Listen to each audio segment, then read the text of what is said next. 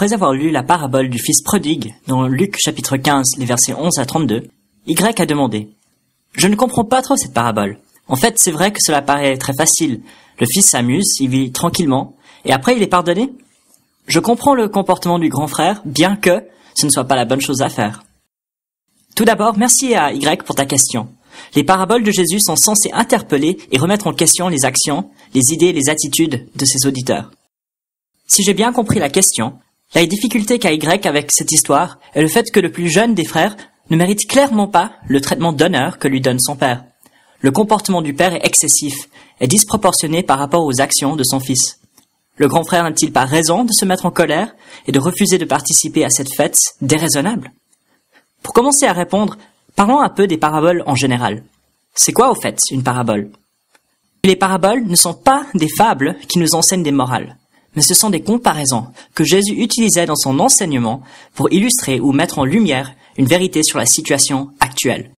Le mot parabole vient du grec parabolé, signifiant littéralement jeter à côté, d'où l'idée de comparer. On met l'illustration à côté de la situation actuelle et on les compare. Donc quand on lit les paraboles, il faut chercher à comprendre trois choses. Premièrement, la situation actuelle dans le ministère de Jésus. Deuxièmement, le ou les liens entre la parabole et la situation actuelle. Et troisièmement, il faut trouver le jugement de valeur ou la vérité sur la situation que Jésus désire montrer par cette parabole.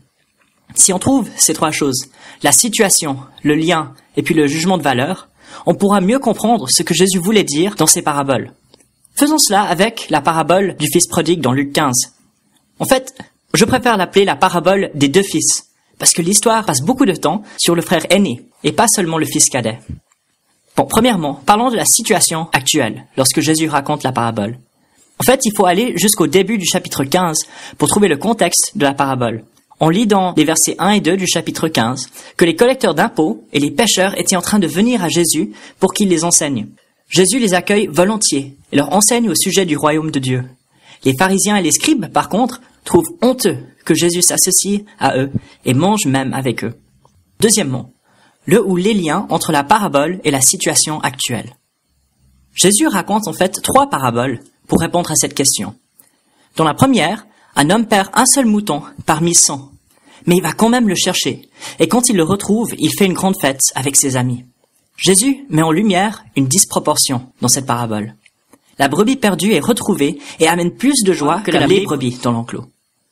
Les pharisiens et les scribes sont les 99 justes qui n'ont pas besoin de repentance. Ils devraient être dans la joie quand les pécheurs reviennent. En tant que les bergers spirituels d'Israël, c'était à eux d'aller chercher les pécheurs, mais ils ne l'ont pas fait. Dans la deuxième parabole, une femme fait tout ce qu'elle peut pour retrouver sa pièce perdue. Quand elle la retrouve, elle fait une fête avec tous ses voisins. De nouveau, la joie est immense et même disproportionnée, mais c'est la joie que Dieu ressent quand il récupère un de ses enfants perdus. Jésus est en train d'inviter les chefs religieux à être dans la joie avec lui et son Père, mais ils ne veulent rien entendre, ils ne connaissent pas la joie de Dieu. Dans la troisième parabole, la parabole des deux fils, c'est presque la même histoire, mais avec quelques éléments supplémentaires. On a de nouveau un perdu retrouvé, le fils cadet. Ce fils correspond assez bien à la vision des pécheurs qu'avaient les pharisiens et les scribes. Il gaspille son héritage avec des prostituées chez les païens, et il finit impur et misérable, un gardien de cochons pour un païen. De même, les pécheurs, les collecteurs d'impôts et les prostituées ont gaspillé leur héritage spirituel en tant qu'enfants d'Israël en péchant et se prostituant avec les païens. Mais Dieu ne désire pas les exclure du royaume. Il veut qu'ils reviennent à lui. Et quand ils reviennent à lui en venant à Jésus pour se repentir, Dieu les accepte dans la joie. Mais dans cette parabole, on a aussi un nouveau personnage, le fils aîné. Lui s'en fiche que son frère soit revenu. Il est juste en colère que son père l'accepte et l'honore, alors que lui, le bon fils, n'a pas eu de fête.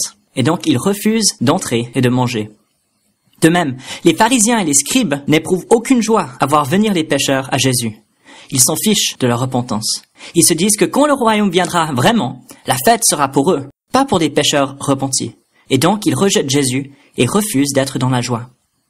Le point commun entre ces trois paraboles est la situation actuelle et l'invitation à partager la joie de retrouver ceux qui étaient perdus. Les pharisiens et les docteurs de la loi ont besoin d'être dans la joie de Dieu. C'est la réaction appropriée à la repentance des pécheurs. Cela ne leur coûtera rien. Comme le Père l'a dit, tout ce qu'ils possèdent est à eux. Mais ils ont besoin d'entrer dans la maison et dans la joie du Père. Quand Jésus est venu, le besoin spirituel des pécheurs était la repentance. Le besoin spirituel des gens bien était d'accueillir dans la joie leurs frères et sœurs repentants. Tant qu'ils ne le feront pas, ils ne pourront et ne voudront pas entrer dans le royaume de Dieu. Nous avons tendance à lire ces paraboles comme un appel à la repentance pour les pécheurs. Et même si ça marche bien, ce n'est pas pour cela que Jésus les a racontées. Le but de ces paraboles n'est pas non plus de dire que Dieu aime les pécheurs repentis plus que les fidèles. Ces paraboles sont pour les pharisiens et les scribes. Le but est de changer leur attitude pour qu'ils abandonnent leur haine et dégoût de leurs frères et entrent enfin dans le royaume de Dieu. L'histoire se termine sur le seuil de la porte. Le fils cadet, lui, est entré. Mais la porte reste ouverte et le père attend le fils aîné. Tout ce que le fils doit faire, c'est entrer. Est-ce qu'il va suivre son frère? Ce sera aux scribes et aux pharisiens d'en décider.